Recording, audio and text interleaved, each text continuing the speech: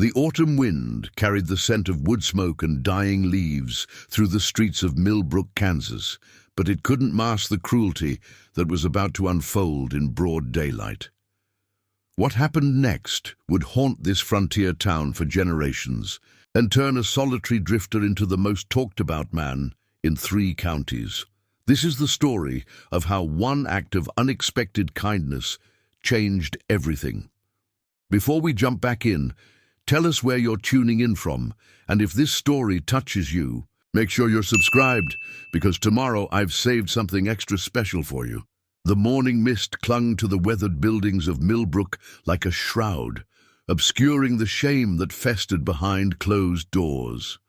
It was October 1889, and the small Kansas town sat precariously between the civilized East and the wild frontier, a place where old-world expectations collided with new-world desperation. Here, among the struggling farmers and ambitious merchants, lived people whose private sufferings remained carefully hidden beneath layers of social propriety.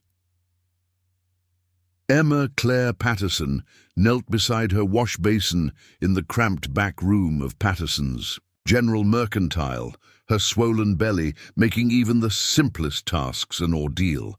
At 23, she should have been glowing with the promise of new life, but instead, her pale blue eyes held the hollow look of someone who had learned to expect pain rather than joy. The bruises on her wrists, carefully concealed beneath long sleeves, told a story that no one in Millbrook dared to acknowledge aloud. Her husband, Marcus Patterson, owned the largest general store in town, a position that afforded him considerable influence and the kind of respectability that made people reluctant to question his methods. At 38, Marcus was a man who measured everything in terms of profit and loss, including the woman he had married 3 years earlier to settle her deceased father's gambling debts. Emma had been 19 then, orphaned and desperate, with nowhere else to turn, when Marcus presented his proposition as an act of charity, rather than the calculated business transaction it truly was. The arrangement had worked well enough for Marcus. Emma's gentle manner and careful bookkeeping had enhanced his store's reputation, while her quiet submission had satisfied his need for absolute control. But pregnancy had changed the equation in ways that Marcus found increasingly problematic. Emma's morning sickness affected her work. Her growing belly drew unwanted attention to her condition, and worst of all, the approaching birth threatened to divide his attention between business and family obligations he had never wanted. Emma pressed a damp cloth to her forehead, fighting another wave of nausea as she listened to Marcus conducting business in the front room. His voice carried clearly through the thin walls, discussing livestock prices with Tom Bradley, one of the area's more successful cattle ranchers. What she couldn't see was the way Marcus's eyes kept darting toward the back room, or the calculating expression that crossed his face each time Bradley mentioned his upcoming trip to Colorado. "Times are changing, Patterson," Bradley was saying, counting out bills for his purchase of grain and supplies. "Used to be a man could make a decent living with just cattle, but now you need to diversify. I'm heading to Denver next week to look into some mining investments. Could be opportunities for a smart businessman like yourself." Marcus nodded thoughtfully, but his mind was already working through possibilities that had nothing to do with mining. Bradley was a widower, a man whose isolated ranch and substantial wealth made him an attractive prospect for certain kinds of arrangements. More importantly, he was the sort of man who asked few questions about the origins of what he acquired, whether it was cattle, land, or anything else that might enhance his holdings. In the back room, Emma struggled to her feet as another customer entered the store. Through the partially open door, she could see Mrs. Sarah Whitman, the banker's wife, examining bolts of fabric with the critical eye of someone whose social position demanded constant evaluation of quality and value. Mrs. Whitman represented everything Emma had once hoped to become: respected, secure, and free to make choices about her own life. "Good morning, Mrs. Whitman," Emma said softly, emerging from the back room with careful steps that betrayed her condition. "What can I help you find today?" Mrs. Whitman's gaze swept over Emma's appearance with barely concealed disapproval. The older woman had never quite accepted Emma's marriage to Marcus, viewing it as an arrangement that elevated someone beyond her proper station. The visible pregnancy only reinforced Mrs. Whitman's belief that Emma was fundamentally different from women of true quality. "I need fabric for new curtains," Mrs. Whitman said coolly. "Something appropriate for a respectable household. I trust you can understand the distinction."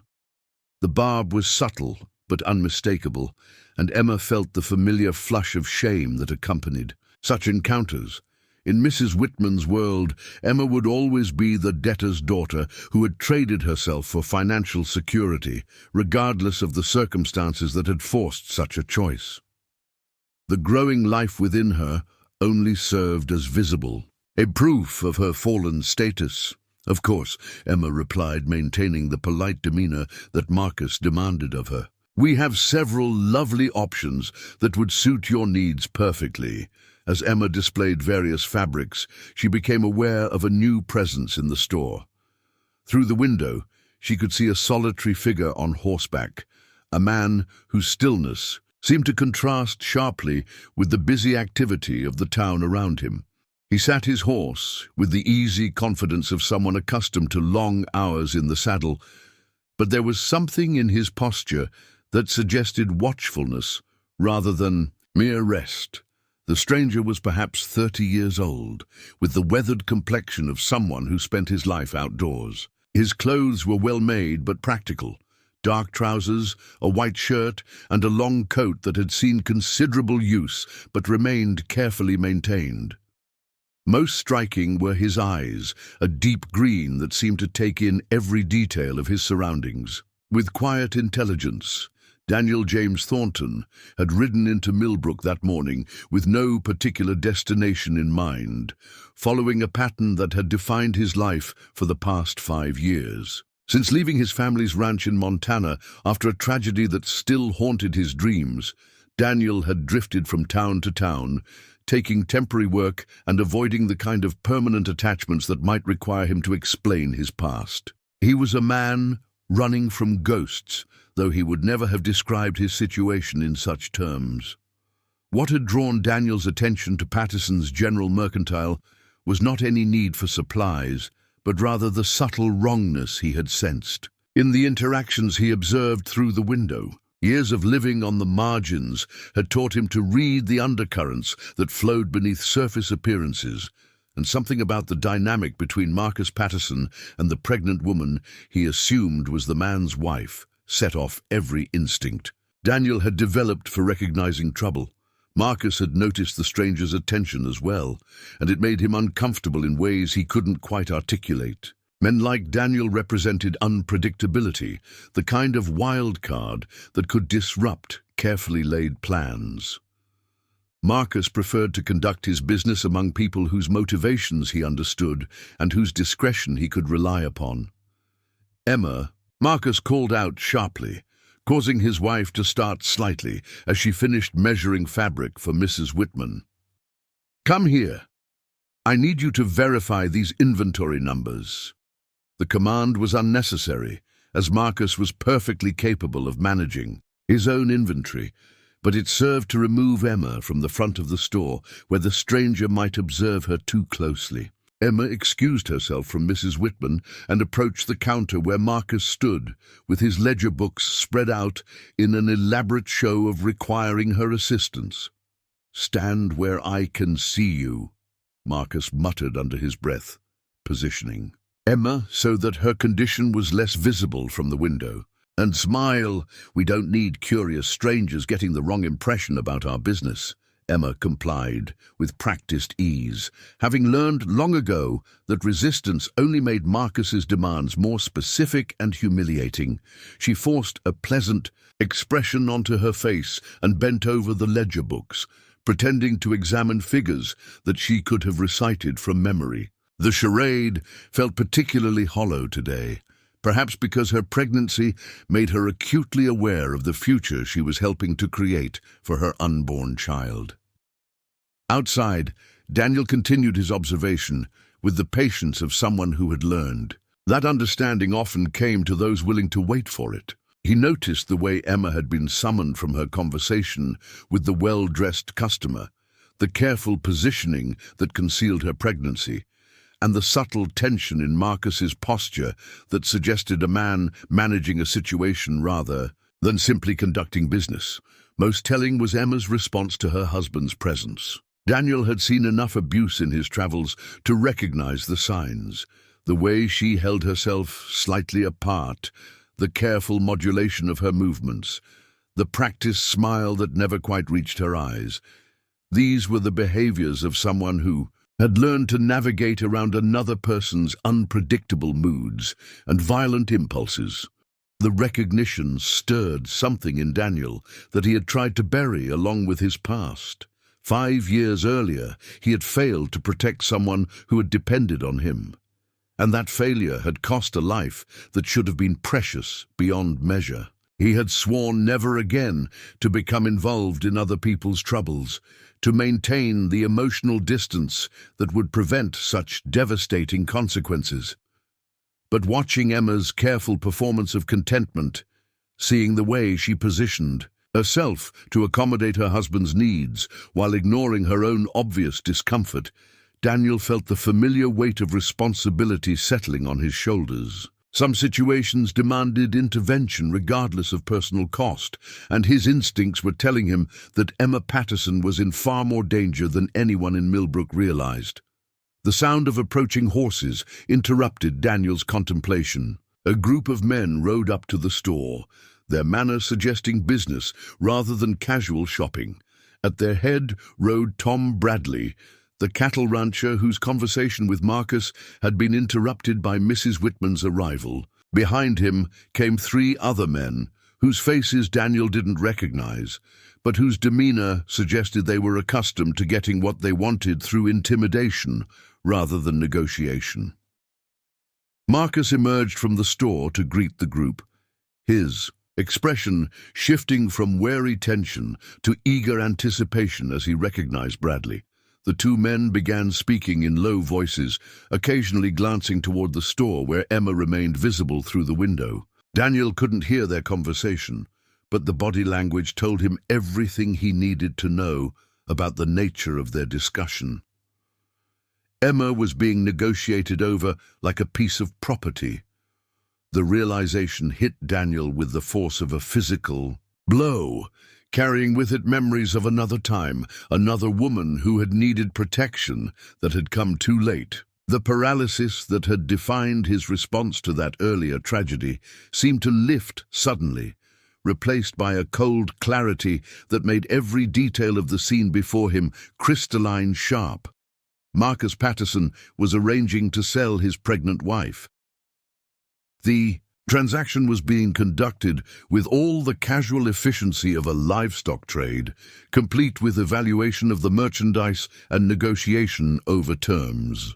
Emma remained inside the store, unaware that her future was being decided by men who viewed her as nothing more than a commodity to be transferred from one owner to another. Daniel's hand moved instinctively to the gun at his hip, then stopped, as he forced himself to think rather than simply react. Whatever was happening here required more than violence to resolve. Emma needed rescue, but she also needed protection that would last longer than Daniel's ability to face down 4 men with weapons. She needed someone who would see her as a human being rather than property, someone who would value the life growing within her rather than viewing it as an inconvenience to be managed. She needed someone who wouldn't fail her the way Daniel had failed before. The conversation between Marcus and Bradley concluded with what appeared to be mutual satisfaction. Hands were shaken, and Daniel caught glimpses of money changing direction. The transaction was complete, And Emma Patterson had just been sold to a man she had never met, for reasons she didn't understand, to serve purposes that had been decided without her knowledge or consent. As Bradley and his companions prepared to depart, Marcus returned to the store with the demeanor of a man who had just concluded a profitable piece of business. Through the window, Daniel watched as Marcus approached Emma with news that would shatter what remained of her carefully constructed world. Daniel urged his horse closer to the store, knowing that whatever happened next would determine not only Emma's fate but his own ability to live with the consequences of action or inaction. The ghosts of his past were demanding that he choose between the safety of uninvolvement and the dangerous territory of caring about another person's welfare. For the first time in 5 years, Daniel Thornton was about to stop running, preparing, and narrating this story took us a lot of time. So if you are enjoying it, subscribe to our channel. It means a lot to us. Now back to the story. The bell above Patterson's General Mercantile chimed with false cheerfulness as Marcus returned from his conversation with Tom Bradley, his face bearing the satisfied expression of a man who had just solved a significant problem. Emma looked up from the inventory ledger she had been pretending to examine, noting the change in her husband's demeanor with the careful attention that 3 years of marriage had taught her to employ. "Emma, dear," Marcus said, his voice carrying an unusual warmth that immediately put her on guard. In her experience, Marcus's kindness was always a prelude to demands that would benefit him at her expense. "Come sit down. We need to discuss some exciting developments." Emma's hand instinctively moved to her swollen belly as she approached the chair Marcus had positioned near the counter.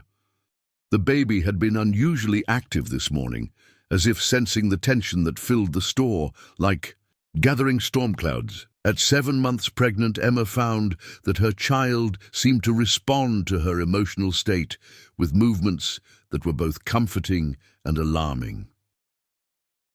"Mr. Bradley has made us a very generous offer," Marcus continued, settling himself behind the counter in a position that allowed him to observe Emma's reactions, while maintaining the authority that his elevated position provided. "He's expanding his ranch operations and needs additional household management, someone with your skills and experience." The careful phrasing didn't fool Emma for a moment. She had heard similar euphemisms used by traveling salesmen who dealt in commodities that weren't discussed openly in polite society. The realization of what Marcus was suggesting hit her with the force of a physical blow, causing her to grip the arms of her chair to prevent herself from falling. "You're selling me," she whispered, the words barely audible above the sound of her own heartbeat thundering in her ears. "You're actually selling me to Tom Bradley." Marcus's expression hardened at her directness. He preferred discussions that maintained the fiction of choice and mutual benefit, conversations that allowed him to present his decisions as acts of generosity rather than transactions conducted for his own advantage. "I'm providing you with an opportunity for advancement," Marcus corrected coldly. "Bradley's ranch is one of the most successful operations in 3 counties. You'll have a comfortable home, steady employment, and the security that comes from association with a man of substantial means." "What about our child?" Emma asked, her voice growing stronger as maternal instincts overrode her trained submission. "What about the baby we're supposed to raise together?" The question seemed to amuse Marcus rather than concern him. He leaned back in his chair with the casual indifference of someone discussing the disposal of unwanted inventory. "The child will be Bradley's responsibility once the transfer is complete," Marcus replied. "Frankly, Emma, you should be grateful. A baby born into Bradley's household will have opportunities that I could never provide. Better food, better clothes, better prospects for the future." Emma stared at her husband in horror as the full scope of his betrayal became clear. Not only was he selling her like livestock, but he was justifying the transaction as an act of paternal generosity. The man who had promised to love and protect her was abandoning both her and their unborn child, for reasons that had nothing to do with their welfare and everything to do with his own convenience. Outside the store, Daniel Thornton remained mounted. On his horse, positioned where he could observe the interior through the large front window. The conversation between Marcus and Emma was too quiet for him to hear specific words, but their body language told him everything he needed to know about the nature of their discussion. Emma's posture had shifted from wary compliance to shocked resistance, while Marcus's gestures suggested a man explaining a decision that he considered final and non-negotiable. Daniel had witnessed similar scenes before during his years of drifting through frontier communities. The selling of women was not uncommon in territories where law enforcement was sparse and social conventions could be manipulated to serve the needs of men with sufficient wealth and influence. What made this situation particularly disturbing was the obvious pregnancy that Marcus was treating as merely another asset to be transferred along with his wife. The sound of approaching footsteps caused Daniel to shift his attention from the store to the street, where Sheriff William Hayes was walking toward him with the measured pace of a lawman who wanted to be seen maintaining order. Hayes was a small, nervous man whose badge provided more authority than his personality could comfortably support. His reputation around Millbrook suggested someone who preferred to avoid confrontation rather than seek justice, especially when influential citizens were involved. "Afternoon, stranger," Hayes said, stopping beside Daniel's horse with his hand resting casually on his gun belt. "Don't believe I've seen you around Millbrook before. You planning to be in town long?" Daniel studied the sheriff with the same careful attention he had been giving to the scene in the store. Hayes's question was framed as casual conversation, but his positioning and demeanor suggested a man who had been instructed to gather information about potential troublemakers. "Just passing through," Daniel replied calmly. "Thought I might pick up some supplies before heading west." "West, you say?" Hayes seemed to relax slightly at Daniel's apparent lack of interest in local affairs. "Well, you'll find Patterson's store has everything a traveler might need. Marcus runs an honest business, treats his customers fair." The endorsement felt scripted, as if Hayes had been coached to provide character references for certain community members. Daniel wondered how much the sheriff knew about Marcus Patterson's current business dealings, and whether his ignorance was genuine or deliberately maintained for the sake of plausible deniability. Inside the store, Emma was struggling to process the reality of her situation while maintaining the composure that Marcus demanded, even during their most private conversations. The training of 3 years had taught her to absorb devastating news without displaying the emotional reactions that would provoke his anger. But pregnancy had made such control increasingly difficult to maintain. "When?" she asked, her voice barely above a whisper. "Tomorrow morning," Marcus replied with the brisk efficiency of someone discussing delivery schedules.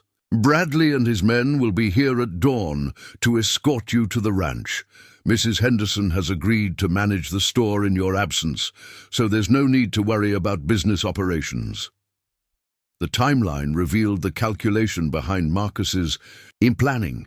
He had arranged Emma's replacement before informing her of the transaction, ensuring that her departure wouldn't inconvenience his commercial interests. The baby's due date was still 2 months away, which meant Emma would give birth as Bradley's property rather than as Marcus's wife, freeing Marcus from any legal or financial responsibility for the child's welfare.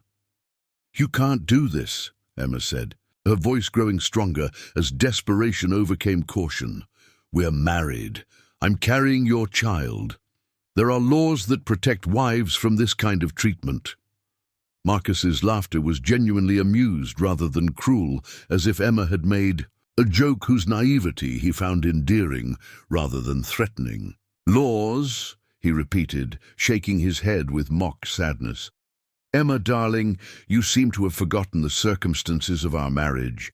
Your father's debts didn't disappear when we wed.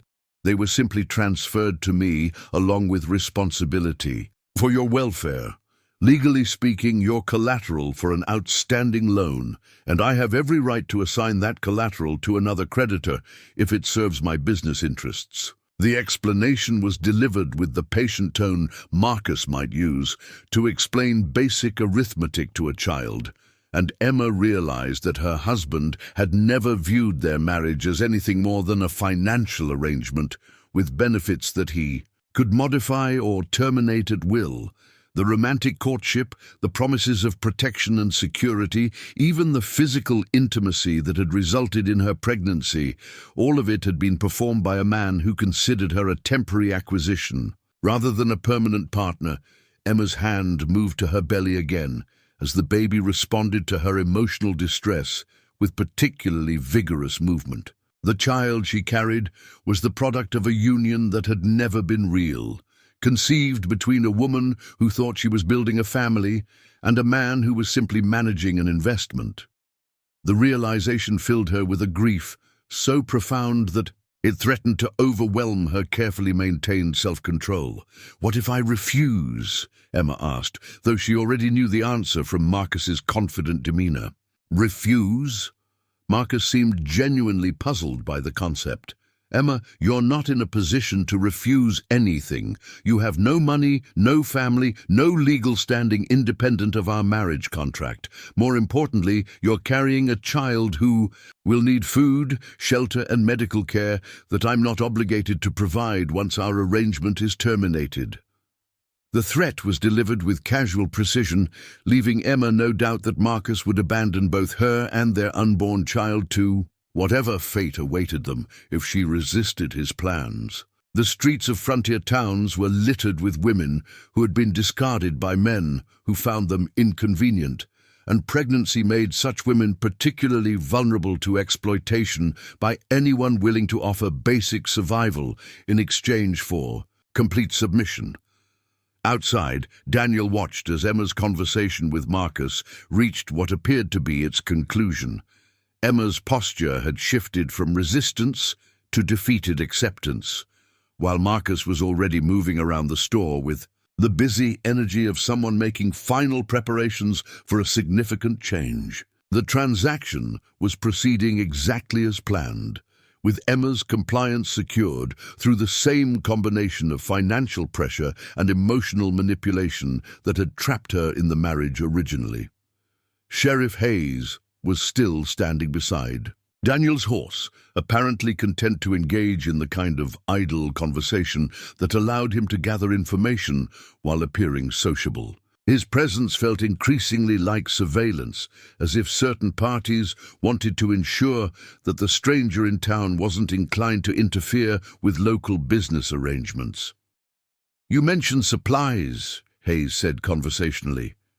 "Anything particular you're looking for might be able to point you toward the best prices." Daniel considered his options carefully.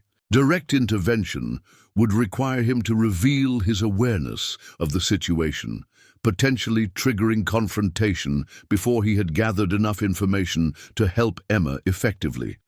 But continued observation might mean watching a pregnant woman being transferred to a man whose intentions were unknown and whose isolated ranch would make rescue increasingly difficult. "Actually," Daniel said, dismounting with deliberate slowness, "I think I'll take a look around Patterson's store, see what kind of merchandise he carries." Hayes's expression tightened almost imperceptibly at Daniel's decision to enter the store, but he made no move to discourage the action. Instead, he stepped back slightly, positioning himself where he could observe both Daniel and the store's interior through the front window. "Sure thing," Hayes said with forced casualness. "Tell Marcus I sent you. He'll treat you right." Daniel nodded his acknowledgement and walked toward the store entrance, his hand resting casually on his gun belt in a gesture that was both natural and unmistakably deliberate.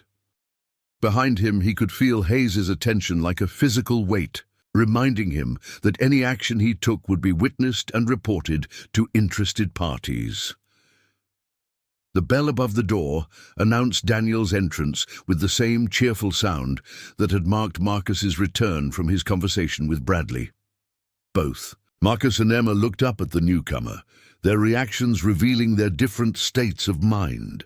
Marcus's expression showed the practiced welcome of a shopkeeper greeting a potential customer, while Emma's face betrayed a desperate hope that perhaps this stranger represented some form of salvation from her impossible situation. "Good afternoon," Marcus said, moving behind the counter with the smooth efficiency of someone assuming a familiar role. "Welcome to Patterson's General Mercantile. What can I help you find today?" Daniel took his time surveying the store's interior, noting the quality of the merchandise, the organization of the displays, and most importantly, the careful distance that Emma maintained from her husband. Her pregnancy was more obvious at a close range, and Daniel could see the subtle signs of ongoing stress that marked women living in fear of the men who controlled their lives. "Looking for traveling supplies," Daniel replied, his voice carrying the neutral tone of someone conducting routine business. "Coffee, hardtack, ammunition, the usual provisions for the trail." "Of course," Marcus said, beginning to gather the requested items with practiced efficiency. "How far west are you planning to travel? Different distances require different preparations." The question was reasonable from a merchant's perspective, but Daniel sensed an undercurrent of calculation that had nothing to do with customer service.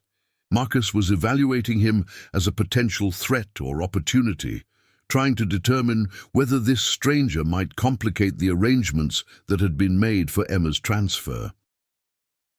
As Marcus moved around the store collecting supplies, Daniel allowed his gaze to rest briefly on Emma, who was attempting to look busy with inventory tasks that clearly didn't require her immediate attention.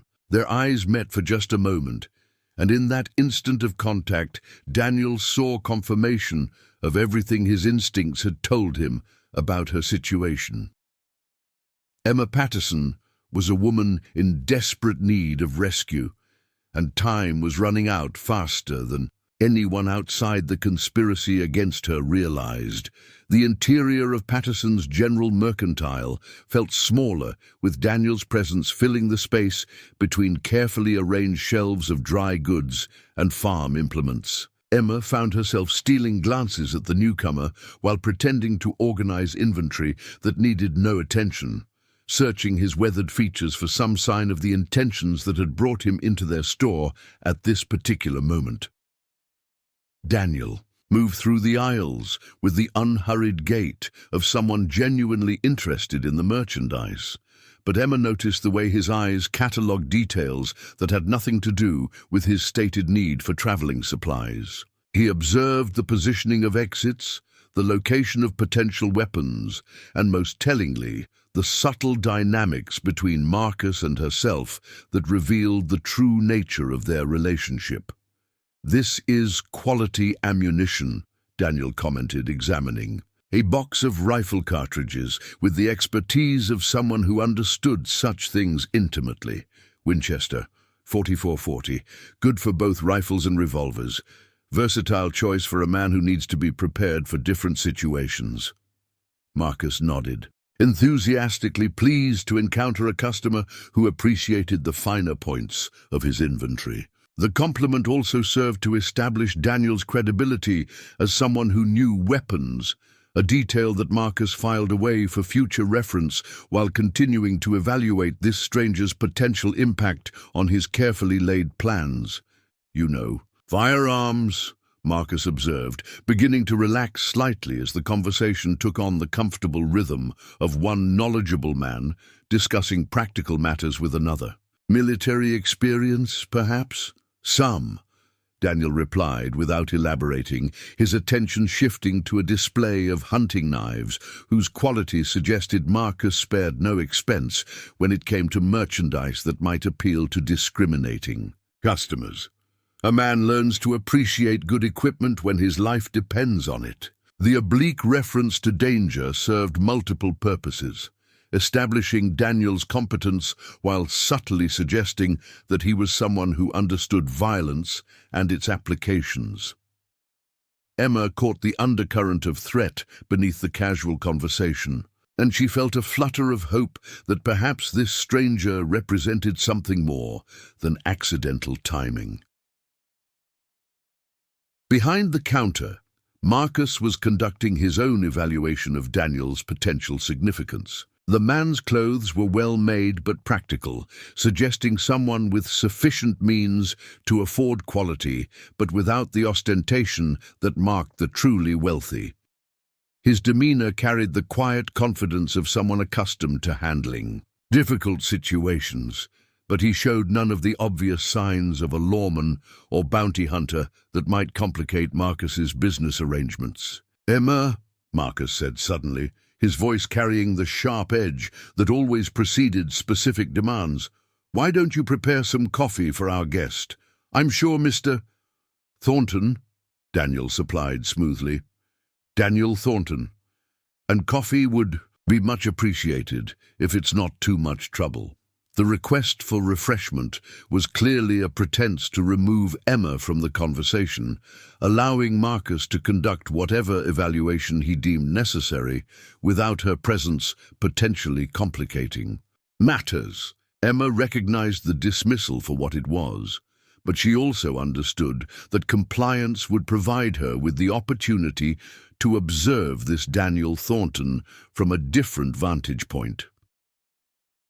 As Emma moved toward the small kitchen area at the rear of the store, she became acutely aware of Daniel's attention following her progress. Unlike Marcus's possessive surveillance, this stranger's observation carried a quality of concern that Emma hadn't experienced in years. It was the difference between being watched as property and being seen as a person whose welfare mattered to someone other than herself. The coffee preparation provided Emma with a legitimate reason to remain within hearing distance while appearing to focus on domestic tasks that Marcus considered appropriate to her station. As she measured grounds and added water to the pot, she listened to the conversation between the two men with the careful attention of someone whose future might depend on understanding the undercurrents of their interaction. "Traveling alone?" Marcus inquired, his tone suggesting casual interest, while his eyes conducted a more thorough evaluation of Daniel's potential threat level. "Prefer it that way," Daniel replied, examining a leather holster with the same careful attention he had given to the ammunition. "Too many complications when you're responsible for other people's welfare." The statement was delivered with just enough bitterness to suggest personal experience with such complications, and Marcus relaxed further as he concluded that Daniel was unlikely to involve himself in other people's problems. The assessment was exactly what Daniel had intended, creating the impression of a man whose isolation was a matter of choice rather than circumstance. "Wise philosophy," Marcus agreed, warming to a theme that aligned with his own worldview. A man has enough challenges managing his own affairs without taking on additional burdens. Speaking of which, you might be interested to know that this area offers some excellent opportunities for someone with capital to invest. Daniel's interest appeared to sharpen at the mention of investment opportunities, though his attention remained focused on the merchandise he was examining. Emma recognized the shift in Marcus's tone that indicated her husband was transitioning from simple commerce to the kind of complex negotiations that had always made her uncomfortable. "What kind of opportunities?" Daniel asked, his voice carrying just the right note of curiosity to encourage Marcus to continue without seeming overly eager. Marcus glanced toward the kitchen area where Emma was tending the coffee, then moved closer to Daniel with the conspiratorial manner of someone about to share valuable information with a trusted colleague. "The fact is," Marcus said in a lowered voice, "I'm liquidating certain assets to pursue more profitable ventures. Quality merchandise at excellent prices for someone who knows how to evaluate such things properly. The euphemistic language didn't disguise the nature of what Marcus was offering, and Daniel felt his jaw tighten at the casual way this man discussed selling his pregnant wife. The urge to respond with immediate violence was almost overwhelming, but Daniel forced himself to maintain the facade of interested neutrality that would allow him to gather more information. "Interesting," Daniel said carefully. "What sort of merchandise are we discussing?" Marcus's smile carried the satisfaction of someone who believed he had identified a potential customer for his most sensitive transaction. The presence of another buyer would not only provide competition that might drive up the price, but would also serve as additional validation for the business practices that Marcus had convinced himself were perfectly legitimate. "Premium domestic assistance," Marcus replied, his voice dropping to ensure that Emma wouldn't overhear their conversation. "Young, healthy, well-trained, particularly suitable for someone establishing a household in a remote location where finding quality help can be challenging." Daniel's hand moved almost imperceptibly closer to his weapon as Marcus continued his sales pitch, describing Emma's qualities with the same detached professionalism he might use to evaluate livestock. The casual dehumanization was more disturbing than outright cruelty, because it revealed a man who genuinely didn't understand that he was discussing the sale of a human being. "Currently promised to another buyer," Marcus continued, "but I believe in maintaining options for discriminating customers. Tom Bradley has made a generous offer, but he's primarily interested in ranch labor. A gentleman of more sophisticated tastes might be willing to pay a premium for additional services." The implication was unmistakable, and Daniel felt the cold rage that had been building since his arrival in Millbrook crystallize into something approaching deadly purpose. Marcus Patterson wasn't simply selling his wife. He was marketing her as a commodity whose value could be enhanced by appealing to buyers with specific appetites for exploitation. Emma appeared from the kitchen, carrying a tray with coffee and cups, her movements careful to avoid any action that might be interpreted as eavesdropping on the men's conversation. But Daniel could see in her expression that she had heard enough to understand the nature of Marcus's proposition, and the knowledge had drained what little color remained in her pale features. "Gentlemen," Emma said quietly, setting the tray on the counter with hands that trembled almost imperceptibly. "Your coffee." Marcus accepted his cup with the casual indifference of someone accustomed to being served, but Daniel took his with a slight nod of acknowledgement that recognized Emma as a person rather than simply a provider of refreshments.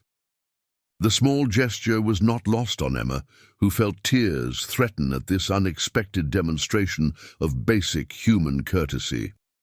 "Excellent coffee," Daniel commented after taking a sip, his eyes meeting Emma's briefly before returning to Marcus. "Your wife has considerable domestic skills." The compliment was delivered in a tone that could be interpreted as simple politeness or as evaluation of merchandise, allowing Marcus to hear what he expected while conveying something entirely different.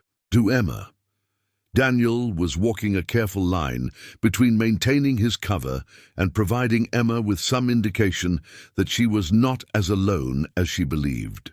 "Emma has always been very capable," Marcus replied with proprietorial pride. "Properly motivated, she can be quite accommodating to new situations and requirements." The double meaning in Marcus's words was clear to everyone in the room, and Emma felt a familiar wave of shame wash over her as she listened to her husband discuss her adaptability to whatever arrangements might be made for her future. The pregnancy that should have been a source of joy and anticipation had instead become another selling point in Marcus's negotiations with potential buyers. Daniel set down his coffee cup with deliberate precision, using the moment to control his emotional response while considering his next move. Direct confrontation would satisfy his need for immediate action, but might ultimately harm Emma by eliminating his ability to help her escape the trap that had been constructed around her. But continued deception was becoming increasingly difficult as Marcus's casual cruelty tested the limits of Daniel's self-control. When would this merchandise be available for inspection? Daniel asked, forcing himself to use Marcus's dehumanizing language, while silently promising Emma that such words didn't reflect his true intentions. Marcus's eyes lit up with the enthusiasm of someone who believed he had successfully identified a competitor for Tom Bradley's bid. The prospect of a bidding war filled him with the kind of excitement that Marcus normally reserved for particularly profitable business transactions. "As it happens," Marcus replied, glancing toward Emma with calculating assessment, "the current arrangement could be modified for the right offer. Bradley's claim isn't finalized until tomorrow morning, which leaves room for renegotiation if circumstances warrant." Emma's cup rattled against its saucer as she set it down, the sound unnaturally loud in the sudden silence that followed. Marcus's statement: she was listening to two men discuss the terms under which she might be transferred from one owner to another, with her pregnancy treated as an additional asset that increased her value rather than a reason why such discussions shouldn't be taking place at all. "I'd need to examine the merchandise before making any serious offer," Daniel said, his voice steady despite the rage that was building behind his carefully controlled expression. "A man should know what he's buying before he commits to a significant investment." Marcus nodded enthusiastically at this demonstration of proper business practices, completely missing the dangerous edge that had entered Daniel's tone. Emma, however, heard the subtle change and felt a flicker of hope that perhaps this stranger's interest in examining her might represent something other than the clinical evaluation she had come to expect from men who viewed her as property. "Certainly," Marcus agreed.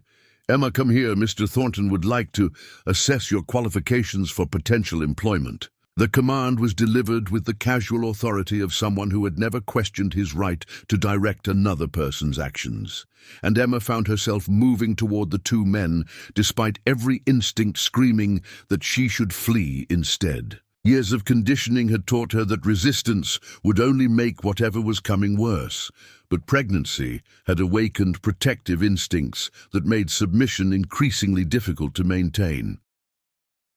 As Emma approached, Daniel studied her with eyes that saw far more than Marcus realized. Where Marcus saw merchandise to be evaluated, Daniel saw a woman whose spirit hadn't been completely broken, despite years of systematic abuse. Where Marcus saw pregnancy as a complicating factor that affected her market value, Daniel saw evidence of life that deserved protection rather than exploitation. "Stand up straight," Marcus instructed Emma with the tone of someone presenting livestock for inspection. "Let Mr. Thornton see what we're discussing." Daniel's control finally reached its breaking point as he watched Emma position herself for evaluation like an animal at auction. The sight of a pregnant woman being displayed for potential purchase triggered memories of his own failures and losses, but this time he was in a position to prevent tragedy rather than simply witness it. "Actually," Daniel said, his voice carrying a new quality that made both Marcus and Emma look at him with sudden attention, "I think I've seen enough to make my decision." The words hung in the air like a challenge, and Emma felt her heart begin to race as she realized that whatever happened next would determine not only her own fate, but the future of the child she carried. The stranger who had entered their store, as a customer, was about to reveal his true intentions, and Emma found herself praying to a god she thought had abandoned her that Daniel Thornton was the answer to desperate prayers she had been afraid to voice. The silence that followed Daniel's declaration stretched like a taut rope ready to snap. Marcus Patterson's face bore the expectant expression of a man awaiting good news about a profitable transaction. while Emma stood frozen between hope and terror, her hand unconsciously protecting the life growing within her. Outside, the afternoon. Shadows were lengthening across Millbrook's dusty streets, marking the passage of time toward a deadline that would seal her fate one way or another. "I've decided," Daniel continued, his voice carrying a calm certainty that seemed to fill the entire store, "that what's happening here is wrong." The words fell like stones into still water, sending ripples of confusion across Marcus's features as he struggled to process this unexpected turn in their conversation. He had been anticipating a negotiation over price and terms, not a moral judgment that challenged the fundamental assumptions underlying his business proposition. "I beg your pardon?" Marcus said, his tone shifting from commercial enthusiasm to a wary defensiveness. "I'm not sure I understand what you mean."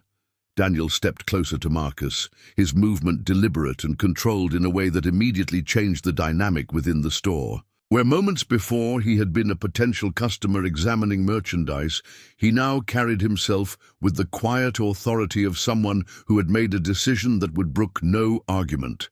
"I mean," Daniel said, his green eyes fixed on Marcus, with unwavering intensity, "that selling your pregnant wife like livestock is an abomination that no decent man would tolerate. And I'm here to make sure it doesn't happen." Marcus's face cycled through a series of expressions as the implications of Daniel's statement sank in. Confusion gave way to indignation, which quickly transformed into the kind of outrage that came from having one's fundamental worldview challenged by an outsider who clearly didn't understand local customs and business practices. "Now you listen." "Here," Marcus sputtered, his voice rising with each word. "This is a private family matter, and I won't have some drifter telling me how to manage my own affairs. Emma is my wife, legally and properly married, and I have every right to make decisions about our household arrangements." Emma watched the confrontation unfold with fascination and growing hope. For 3 years, she had never seen anyone challenge Marcus's authority directly, and the sight of her husband being forced to defend his actions rather than simply imposing his will was almost surreal. The baby inside her seemed to respond to her heightened emotional state, moving restlessly as if sensing that momentous changes were approaching. "Rights," Daniel repeated, the word carrying a weight of bitter experience. "Interesting concept. Tell me, Marcus, what rights does a pregnant woman have when her husband decides to sell her to strangers? What rights does an unborn child have when its father treats it like surplus inventory?" The question struck at the heart of Marcus's carefully constructed justifications for his actions. He had spent considerable effort convincing himself that his arrangements with Tom Bradley represented sound business judgment rather than moral failure. But Daniel's direct challenge forced him to confront the contradictions inherent in his position. "The law is on my side," Marcus replied, though his voice lacked the confidence that had characterized his earlier pronouncements. "Marriage contracts create legal obligations and responsibilities. Emma's father's debts—" "Her father's debts don't make her a slave," Daniel interrupted, his tone growing colder with each exchange. "And pregnancy doesn't make her livestock to be sold to the highest bidder. What you're planning isn't business, Marcus. It's human trafficking, and there are federal laws against such activities." The mention of federal law caused Marcus to take a step backward, his face paling as he began to consider complications he hadn't anticipated. Local authorities might be willing to overlook irregular domestic arrangements, especially when they involved prominent citizens like Tom Bradley. But federal intervention represented an entirely different level of scrutiny and potential consequences. Emma found herself holding her breath as she watched her husband grapple with the possibility that his plans might not be as legally sound as he had convinced himself. The prospect of Marcus facing real consequences for his treatment of her was almost too wonderful to believe, but she dared not allow hope to overcome the caution that had kept her alive through 3 years of systematic abuse. Federal laws don't apply to private contracts between consenting parties, Marcus said, but his voice carried less conviction than his words suggested. Emma consented to our marriage arrangement, including the terms that govern our ongoing relationship. Daniel's laugh was harsh and without humor, cutting through Marcus's legalistic parsing like a blade through paper. The sound carried years of accumulated rage at men who use legal technicalities to justify unconscionable actions. And Emma could see that whatever patience Daniel might have possessed for diplomatic solutions was rapidly approaching its limits. Consenting parties, Daniel repeated mockingly. Tell me, Emma, did you consent to being sold to Tom Bradley? Did you agree to have your unborn child transferred to a stranger like a piece of property? For the first time since Daniel's arrival, Emma was being directly addressed as a participant in the conversation rather than the subject of it. The simple act of being asked for her opinion felt revolutionary after years of having her thoughts and feelings dismissed as irrelevant to decisions that affected her most intimately. No, Emma whispered, her voice barely audible but carrying the weight of 3 years of suppressed resistance. I never consented to any of this. The admission seemed to unlock something that had been building inside her since Marcus had first revealed his arrangement with Bradley. Emma's voice grew stronger as she continued, drawing on reserves of courage she hadn't known she still possessed. I never consented to being beaten when I spoke out of turn, she said, her words coming faster as years of silence finally found their voice. I never consented to being treated like property instead of a wife. I never consented to having my child sold before it was even born. Marcus's face flushed red, with a combination of embarrassment and rage, as Emma's testimony destroyed the fiction that their marriage was a voluntary arrangement between equals. Her public contradiction of his authority represented the kind of challenge to his control that he had spent 3 years preventing through careful application of psychological and physical intimidation. Emma, Marcus hissed, his voice carrying the promise of retribution for her unexpected defiance. You're overwrought. The pregnancy is affecting your judgment. Why don't you go upstairs and rest while Mr. Thornton and I conclude our business? The command was delivered with the expectation of immediate compliance that had governed their relationship since their wedding day. But Emma remained standing beside the counter with a resolve that surprised even herself. The presence of a witness who seemed to care about her welfare had awakened something that Marcus's systematic abuse had failed to completely destroy. No, Emma said, the word emerging with startling clarity and force. I'm not going anywhere. This is my life you're discussing, and I have the right to be present when decisions are made about my future. Daniel felt a surge of admiration for Emma's courage in defying her husband's direct order, especially given the physical consequences such resistance had clearly provoked in the past. Her willingness to stand up for herself, even while pregnant and vulnerable, demonstrated the kind of inner strength that no amount of abuse could completely eliminate. Marcus's response to Emma's defiance was swift and predictable. His hand shot out to grab her arm with the casual violence of someone accustomed to using physical force to maintain domestic discipline. The action was automatic, performed without thought or hesitation, revealing the true nature of their relationship, more clearly than any amount of testimony could have accomplished. But Marcus's hand never reached its target.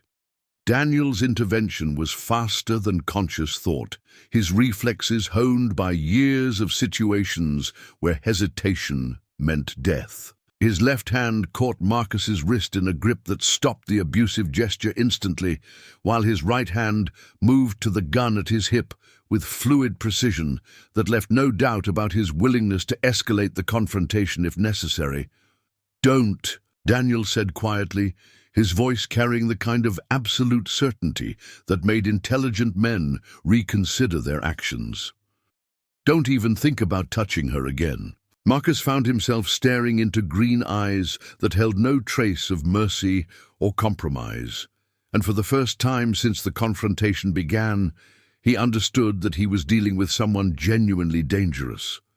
The casual confidence he had felt when discussing business arrangements evaporated as he realized that Daniel Thornton was not a potential customer to be managed, but a threat to be taken seriously. "Let go of my wrist," Marcus demanded, though his voice lacked the authority he was attempting to project. "You have no right to interfere in domestic discipline between a husband and wife." "Domestic discipline," Daniel repeated, his grip tightening slightly on Marcus's wrist. "Is that what you call it when you beat a pregnant woman? When you sell her to strangers like a piece of furniture?"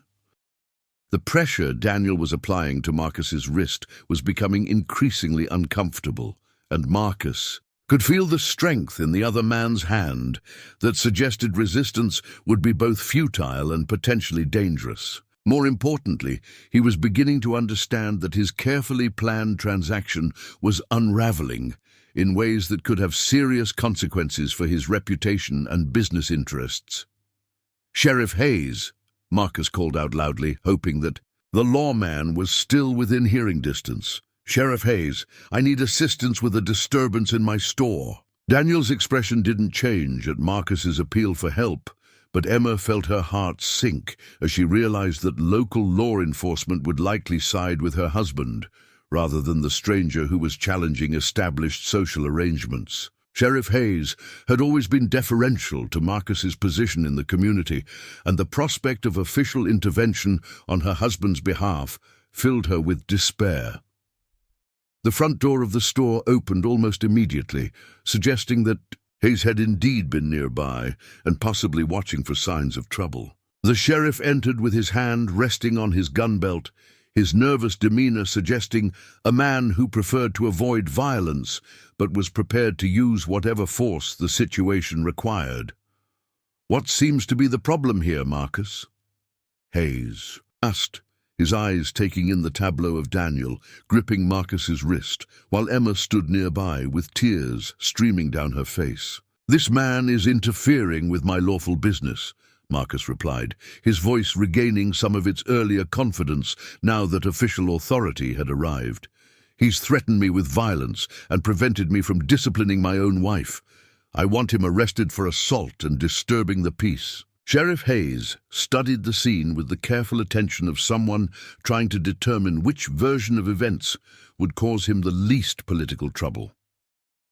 His gaze moved from Marcus's reddening wrist to Daniel's calm demeanor, to Emma's obvious distress, weighing factors that had more to do with community power structures than simple justice.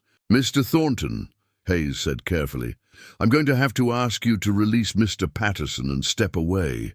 Whatever dispute you folks are having, violence isn't the solution."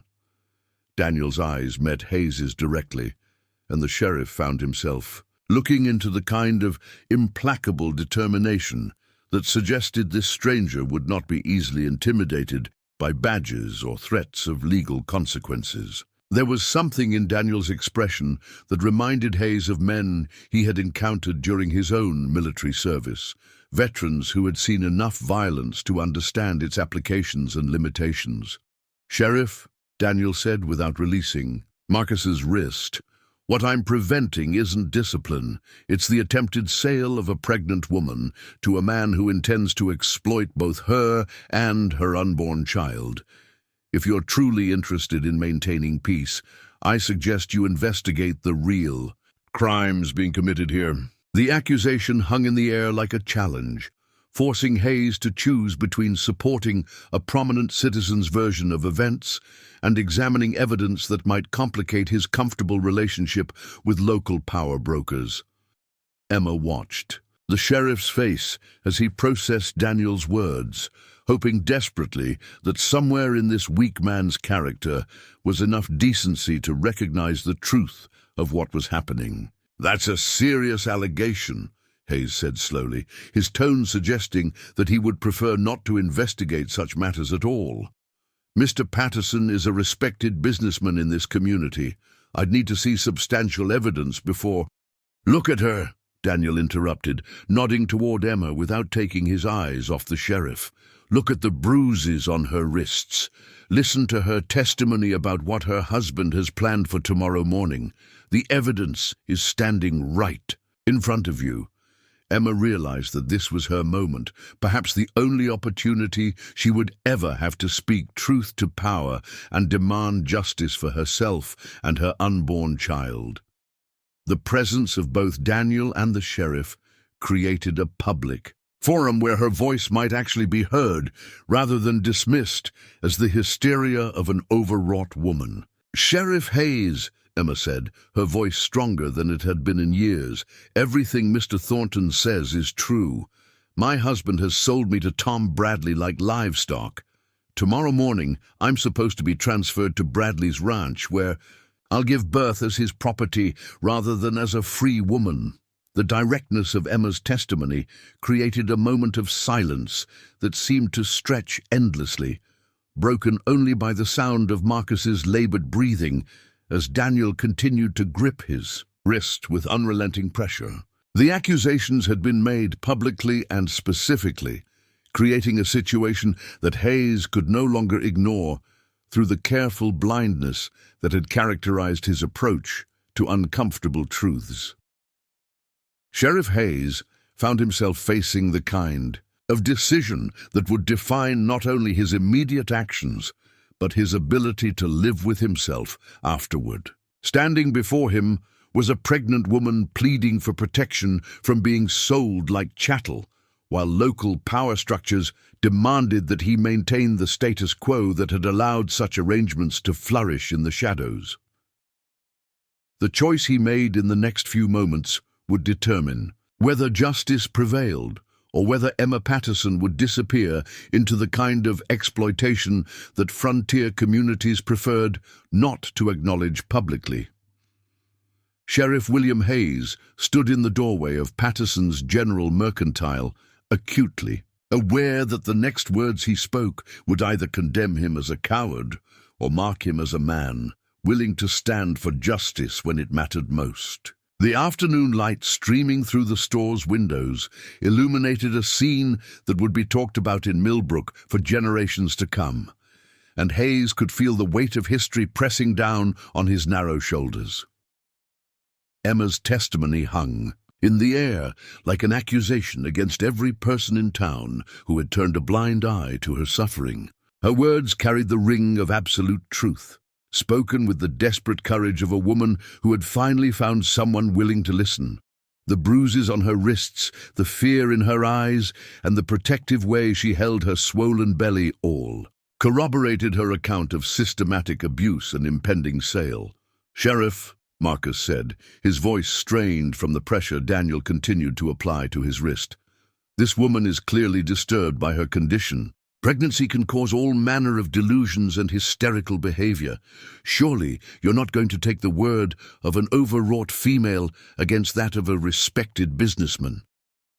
The appeal to establish gender hierarchies was calculated to remind Hayes of his social obligations to men of Marcus's standing in the community. Throughout the frontier, women's testimony was routinely dismissed as unreliable when it conflicted with male authority, and Marcus was counting on those prejudices to override any inconvenient evidence of his criminal behavior. But Hayes was discovering that some truths were too obvious to ignore, no matter how politically inconvenient they might be. Emma's bruises weren't delusions, and her pregnancy wasn't causing her to hallucinate the arrangement that Marcus had made with Tom Bradley.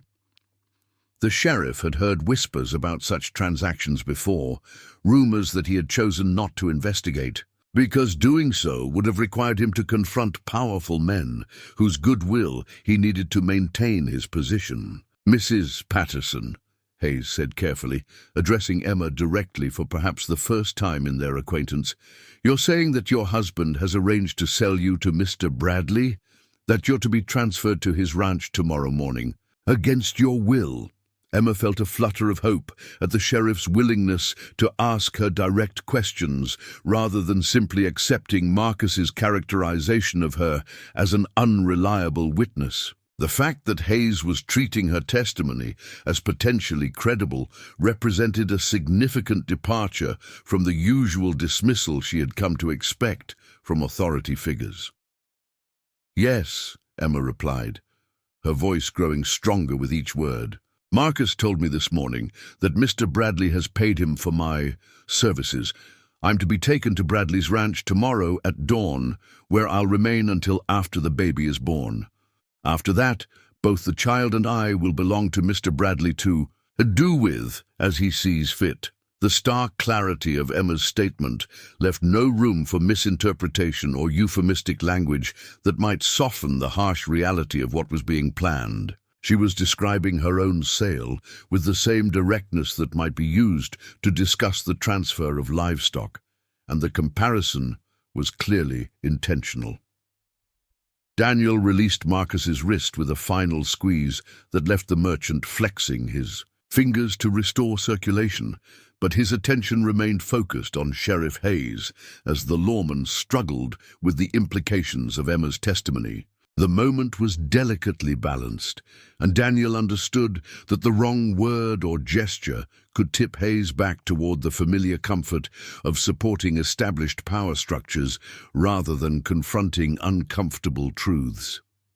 "Sheriff," Daniel said quietly, "I've traveled through a lot of frontier towns, and I've seen what happens when good men choose to look the other way while evil flourishes.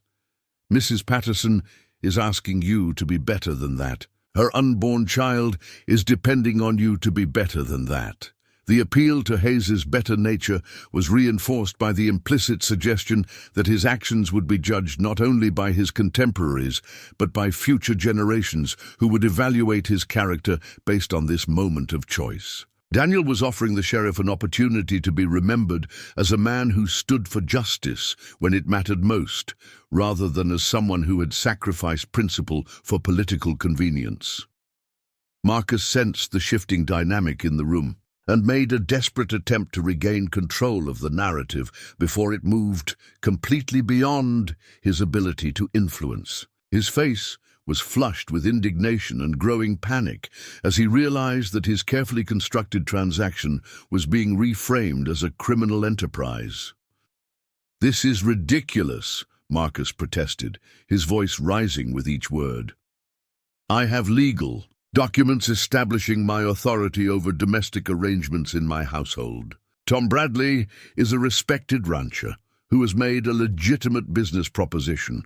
There's nothing illegal about hiring domestic help or arranging for household management services." The euphemistic language that Marcus employed to describe Emma's sale revealed his awareness that the transaction couldn't withstand scrutiny if described in plain terms. By framing the arrangement as employment rather than ownership, he was attempting to create legal cover for activities that everyone in the room understood to be human trafficking. Daniel's patience with such verbal gymnastics had reached its limit. He stepped closer to Marcus with the controlled movement of a man who had made peace with the possibility of violence, his green eyes reflecting a coldness that made the merchant step backward despite himself. "Household management services," Daniel repeated with contempt. "Is that what you call it when you sell a pregnant woman to a stranger? When you transfer ownership of an unborn child like it's a piece of property? Your legal documents don't change the fact that you're trafficking in human beings, Marcus." The accusation of human trafficking carried federal implications that went far beyond local jurisdiction, and Sheriff Hayes felt the comfortable boundaries of his authority shifting beneath his feet. If Daniel's characterization was accurate, then this wasn't simply a domestic dispute that could be resolved through local mediation, but a serious crime that would attract attention from territorial and federal authorities. Emma watched the confrontation unfold with a mixture of hope and terror, understanding that her fate hung in the balance of this three-way negotiation between her husband, her unexpected protector, and a sheriff whose moral courage was being tested in ways he had never anticipated. The baby inside her seemed to sense the tension, moving restlessly as if responding to her elevated heart rate and emotional distress. "Sheriff Hayes," Emma said, her voice cutting through the increasingly heated exchange between Daniel and Marcus. "There's something else you need to know. This isn't the first time Marcus has made such arrangements. 3 months ago, he received payment from a man in Kansas City for services that were never provided because I was already pregnant and couldn't travel." The revelation of a pattern of similar transactions transformed Emma's situation from an isolated incident into evidence of systematic criminal behavior. Marcus's face went pale as he realized that Emma had been aware of more of his activities than he had assumed, and that her testimony could potentially implicate him in multiple instances of attempted human trafficking. "That's a lie," Marcus shouted, his composure finally cracking under the pressure of accumulated accusations. "Emma is making things up to avoid her legal obligations. She's trying to escape the consequences of her father's debts by fabricating stories about imaginary crimes." But even as Marcus protested his innocence, Sheriff Hayes was beginning to see connections that he had previously chosen to ignore. There had been rumors about other women who had disappeared from the area under mysterious circumstances. Wives and daughters who had supposedly moved away to join distant relatives, but who had never been heard from again. The pattern that Emma was describing gave context to those disappearances that Hayes found deeply disturbing. Daniel sensed the sheriff's growing recognition of the scope of Marcus's activities and pressed his advantage with the skill of someone who understood how to leverage moral outrage into decisive action. "Sheriff," Daniel said, his voice carrying the authority of absolute conviction, "Mrs. Patterson is describing a criminal enterprise that has been operating under your nose while you looked the other way. How many other women have disappeared from this area? How many other families have been destroyed while you maintained the fiction that these were legitimate business arrangements?" The question struck at Hayes's deepest fears about his own complicity in crimes he had preferred not to investigate. The sheriff was being forced to confront the possibility that his willful blindness had enabled suffering that could have been prevented if he had possessed the courage to challenge men like Marcus Patterson and Tom Bradley.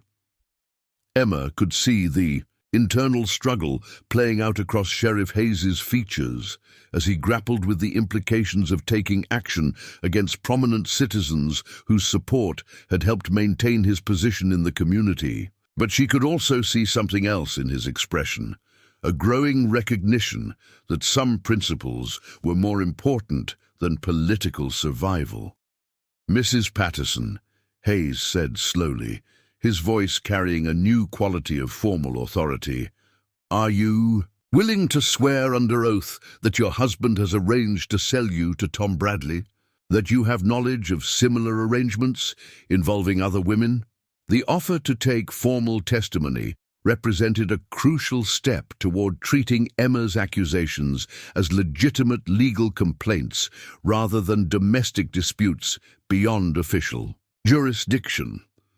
Marcus understood the significance of Hayes's shift in approach, and his face reflected the growing panic of a man watching his carefully constructed world collapse around him. "I swear it," Emma replied without hesitation, her hand moving to rest on her belly in a gesture that emphasized the stakes involved.